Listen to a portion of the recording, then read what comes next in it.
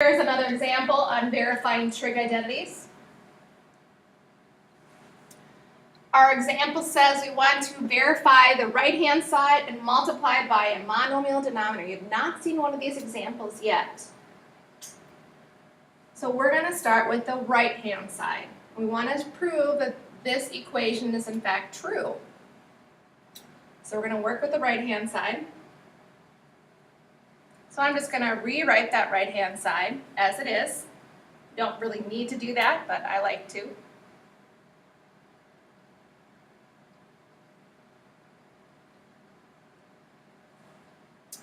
Now, what I've done is I'm going to multiply this fraction by a common monomial of the denominator. So kind of think back to our complex conjugates.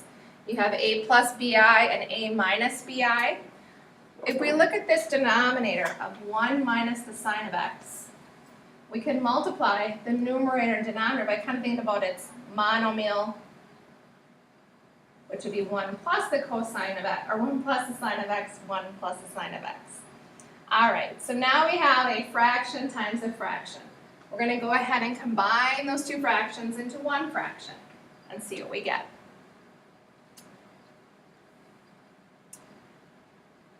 All right, so we combine them together, and we're going to start to distribute and FOIL. So when we distribute the numerator, we're distributing cosine of x times 1 and cosine of x times sine of x. And then when we FOIL, we do first, outside, inside, last. So we're going to clean up the numerator and the denominator by multiplying them, distributing and FOILing. Now, what happens when you multiply by conjugates? The middle terms cancel out. So if I show this FOILing off to the side here, you can kind of see these cancel out. You get 1 plus the sine of x minus the sine of x minus sine squared of x. These middle terms cancel out. So you're left with 1 minus the sine squared of x in the numerator. All right, so we've distributed, we've FOILed, and you're going to notice an identity pops up. The Pythagorean identity right here. Look at your formula sheet. Do you see the Pythagorean identities? This doesn't look exactly like it is on the formula sheet, but it's rewritten as this. Cosine squared of x plus sine squared of x equals 1. Well, over here it says 1 minus the sine squared of x. So how do we get that? Well, I'm going to leave the cosine squared of x as it is, and I'm going to subtract both sides by the sine squared of x. Did we get 1 minus the sine squared of x? Yep.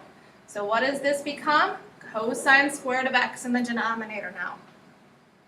All right. Now we're going to go ahead, after that, replacing that 1 minus sine squared of x with cosine squared of x, we're going to separate this fraction into two pieces. So it looks like this. So here's a piece, and then here's the other piece. Now, look at those two fractions. Can you reduce them by anything, by a common factor? Does anything cancel out? Yes.